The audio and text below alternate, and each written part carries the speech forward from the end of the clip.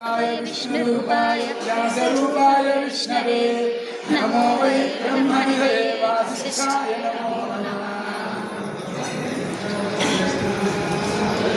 ఈరోజు ఆషాఢ పూర్ణిమ, అది మామూలుగా తెలిసిందే. ఇవాళ తిథి ఏమిటంటే పూర్ణిమ, ఆషాఢ మాసంలో పూర్ణిమ. అయితే ఈరోజు విశేషం ఏంటంటే దీన్ని గురు పూర్ణిమ అని పిలుస్తారు. ఎందుకంటే వ్యాస మహర్షి ఈరోజు పుట్టాడు. కాబట్టి గురు పూర్ణిమ అనేటువంటి ఉత్సవాన్ని ఎవరికి చేయాలి? వేరెవరితో కాదు, వ్యాసుడికి చేయాలి.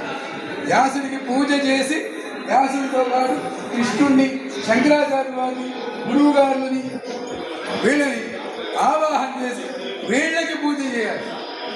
లోకల్లో ప్రస్తుతం వేరే పోకడ నడుస్తోంది, అది తప్పు.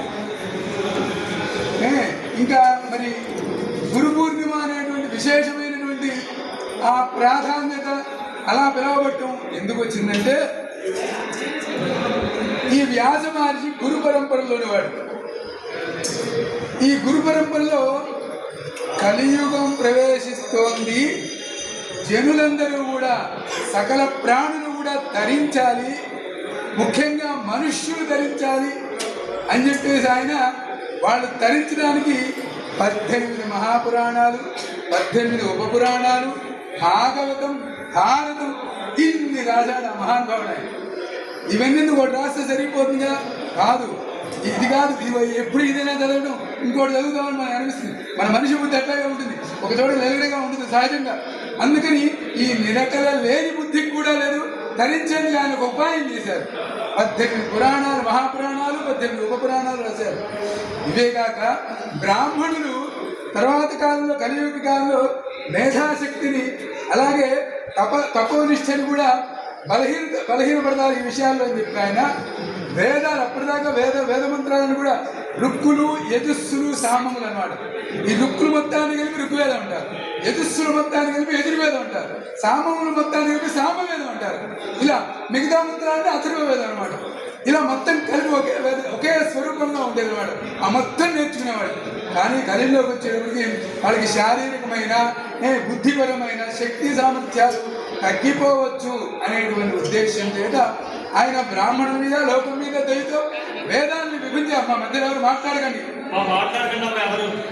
వేదాన్ని ఆయన విభజించారు. అలా విభజించడం చేత ఆయనకి వ్యాసుడు అని పేరు. వ్యాసం చేశారు కాబట్టి వ్యాసుడు అని పేరు.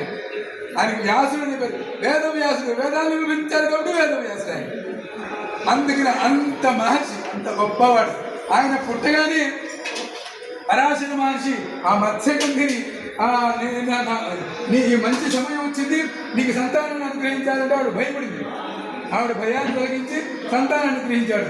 నేను మామూలు మనిషిలాగా సంతానాన్ని పొందుతున్నానా అని అంటే, నువ్వు మామూలు మనిషికి సంతానంగా పొందలేదు అని చెప్పేసి పుట్టగానే ఆయన ఒక చక్కటి బాలకులాగా తయారైపోయాడు.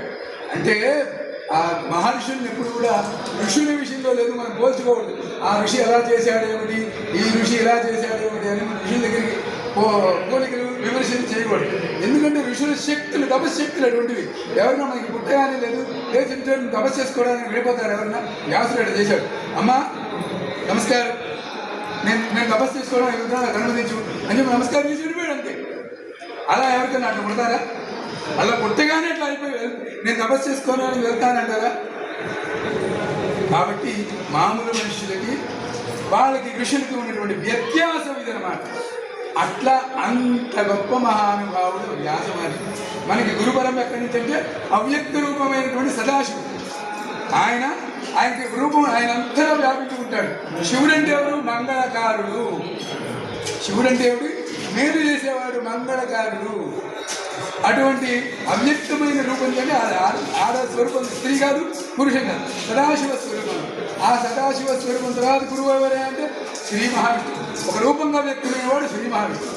ఆ తర్వాత ఆయన పొట్టులోంచి పుట్టాడు బ్రహ్మదేవుడు, ఆయన గురువు. ఆ తర్వాత ఎవరు? వశిష్ఠుడు. నారాయణం పద్మభవం వశిష్ఠం శక్తించ తత్పుత్ర పరాశరంచ వ్యాసం శుకం గౌడపదం మహాంతం గోవింద యోగీంద్ర మథాద్య శిష్యం అని. శంకరాచార్య ఆ బ్రహ్మ తర్వాత ఎవరంటే గురువుగారు ఎవరంటే వశిష్ఠుడు. అంటే లోకం మొత్తానికి కేవలం సంపదను ఎదుర్కోలేక ఆంధ్ర రాష్ట్రానికి గుంటూరు జిల్లాకు కాదు, ఈ ప్రపంచ భూమి మొత్తానికి మాట, ఈ ప్రపంచం మొత్తానికి గురువులు అన్నమాట వాడు. వశిష్ఠుడి తర్వాత శక్తి, ఆయన కొడుకు పరాశరుడు, ఆయన కొడుకు వ్యాసుడు, ఈయన గురువు. కాబట్టి గురు పరంపరలో వాడు కాబట్టి గురు పూర్ణిమ అంటారు. తర్వాత ఈయన తర్వాత శుకుడు, ఆ తర్వాత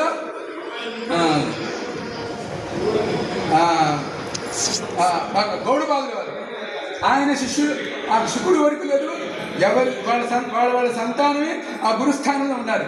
కానీ శుకుడు దగ్గరికి వచ్చాడు పూర్తిగా వైరాగ్యాన్ని, వేదాంత స్థితిని పొందాడు. అందుచేత ఆయన సంతానాన్ని పొందలేదని చెబుతుంటారు పెద్దలు. ఇంకా శుకుడు తర్వాత గురువు ఎవరు అంటే గౌడపాద మునీంద్రుల వారు, ఆ తర్వాత గోవింద యోగీంద్రుల వారు. ఆ గోవింద యోగీంద్రుల వారి శిష్యులే మన శంకరాచార్యుల వారు. ఆదిశంకరులు అని మనం అనుకుంటాం కదా, శంకర భగవత్పాదులు అనుకుంటాం కదా, వారన్నమాట. వారు ఏం చేశారంటే ఈ గురు పరంపర ఇట్లాగే కొనసాగాలని 4 దిక్కుల్లోనూ 4 ఆమ్నాయ పీఠాన్ని స్థాపించారు. మరి మన ప్రాంతానికి మన ఈ దక్షిణ దిక్కుకి ఎవరయ్యా అంటే మనకి శృంగేరి పీఠంలో ఎవరంటే వాళ్ళ గురువులు. అందుకని వాళ్ళ గురువులు అని పిలవాలి. బలానా స్వామివారు, బలానా స్వామీజీ అని కాదు, గురువులు అని పిలవాలి. పేరు తెలుసుకుంటాం కానీ వాళ్ళు గురువులు అని పిలవాలి. ఆ గురువుగారు వాళ్ళు ఎవరు మిగతా పీఠాధిపతులు అయినా సరే, ఈ ప్రాంతంలో ఉన్నటువంటి ఎవరైనా సరే, మన మొత్తం 5 రాష్ట్రాలు దక్షిణ ప్రాంతం అంటే కర్ణాటక, కేరళ, తమిళనాడు, ఆంధ్ర, తెలంగాణ, ఇదంతా వీళ్ళందరూ ఈ ప్రాంతానికి గురు ఎవరు అంటే దక్షిణాంన అంటే శృంగేరిలో ఉన్నటువంటి పీఠాధిపతి, శారదా పీఠాధిపతి గురువులు వాళ్ళు.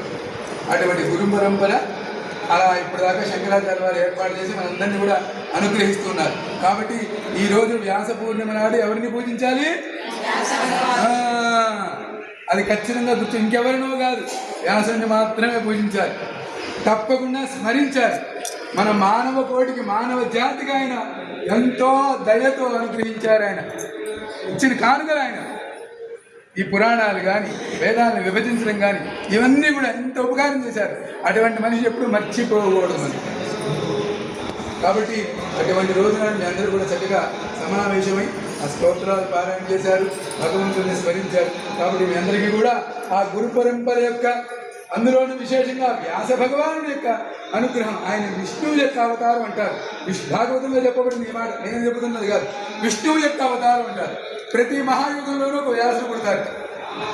అలాంటి ఆ వ్యాసుడి యొక్క అనుగ్రహించిన మనందరం కూడా సుఖ సంతోషాలతో సన్మార్గంలో సత్యవర్తనులమై ధర్మ మార్గంలో ఉండేట్టుగా ఆశీర్వదించాలని మిమ్మల్ని అందరినీ కూడా ఆశీర్వదిస్తున్నాను. అలా మిమ్మల్ని అందరినీ అనుగ్రహించమని నేను ఆయన ప్రార్థన చేస్తున్నాను.